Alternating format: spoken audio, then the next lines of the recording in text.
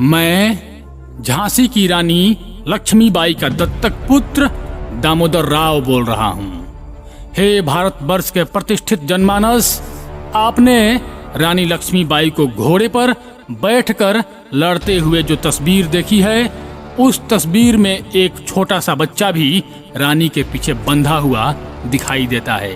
वह बच्चा मैं ही हूँ। हाँ, मैं ही हूँ।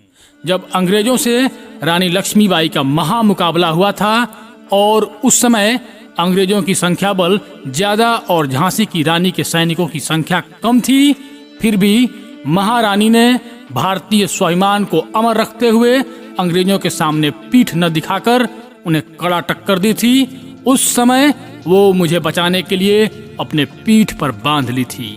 वह बच्चा मैं ही हूँ। मेरा जन्म 15 नवंबर 1849 ईस्वी को हुआ था। सब ध्यान से सुने। महारानी लक्ष्मीबाई और उनके पति गंगाधर राव को एक पुत्र की प्राप्ति हुई, जिसका नाम दामोदर राव रखा गया। जब वह 4 माह का था तभी उसका निधन हो गया था। लक्ष्मीबाई और गंगाधर राव अब निसंतान हो गए थे। 1853 ईस्वी में उन्होंने मुझे गोद ले लिया। उस समय मेरी आयु 5 वर्ष थी। मेरा नाम आनंद राव था, लेकिन वो लोग अपने मृत बच्चे के नाम पर मेरा नाम दामोदर राव रख दिए। पति गंगाधर राव के मृत्यु के बाद महारानी लक्ष्मीबाई नितांत अकेली पड़ गई। मौका देखकर अंग्रेज रानी पर झांसी छोड़ने का दबाव बनाने लगे, लेकिन महारानी वीर वीरांगना थीं। उन्होंने चिल्लाकर कहा, चाहे कुछ भी हो जाए, मैं झांसी नहीं दूंगी। इसके बाद अंग्रेजों ने झांसी को घेर लिया। महारानी ने किले के ऊपर से मुझे अपने पीठ पर बांधकर अपने घोड़े बादल को लेकर छलांग लगा दी। घोड़ा वहीं शहीद हो गया, लेकिन महारानी और मैं वहां से बच निकले। रानी लक्ष्मीबाई कोट की सराही उत्तर प्रदेश में 18 जून 1858 को अंग्रेजों से लड़ते हुए शहीद हो गई। मुझे अधिक ध्यान नहीं, पर लोग कहते हैं उनके पीठ के पीछे मैं भी बैठा था, लेकिन मैं बच निकला।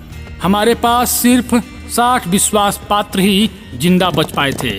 22 घोड़े और 60 ऊँटों के साथ मैं जंगल में शरण लिया। वहीं पर सूखा घास, कड़वे फल इत्यादि खाकर अपना जीवन यापन कर रहा था। धीरे धीरे 2 साल व्यतीत हो गया। अब हमारे पास जो भी बचा खुचा पूंजी था, सब खत्म हो गए थे। हमारे सभी जानवर, ऊंट और घोड़े भी गिरवी रख दिए गए। फिर कुछ लोगों ने सरकार से अनुनय विनय किया कि 10 साल के बच्चे से भला अंग्रेजी हुकूमत को क्या खतरा हो सकता है। उसके बाद अंग्रेज मान गए। वो मेरे साथ 7 अनुयायी रखने का अनुमति दे दिए तथा 10,000 का सालाना पेंशन बांध दिए। मैं इंदौर में रहने लगा। फिर मेरा विवाह हुआ, लेकिन मेरी पत्नी का देहांत बहुत जल्द हो गया। उसके बाद शिविरे परिवार की लड़की से दोबारा विवाह किया। उससे मेरा एक पुत्र हुआ, जिसका नाम मैंने लक्ष्मण राव रखा। 28 मई 1906 को 56 वर्ष की अवस्था में मेरा देहांत हो गया। मेरे पुत्रों के पुत्र में अरुण राव मध्य प्रदेश विद्युत बोर्ड में जूनियर इंजीनियर थे, जो 2002 में सेवानिवृत्त हुए, तथा उनके पुत्र योगेश राव अभी सॉफ्टवेयर इंजीनियर है।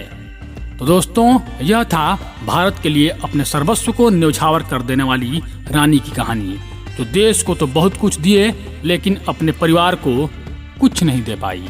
तो धन्यवाद दोस्तों। यदि आपको यह जानकारी अच्छी लगी हो, कृपया मेरे चैनल को सब्सक्राइब कर दें।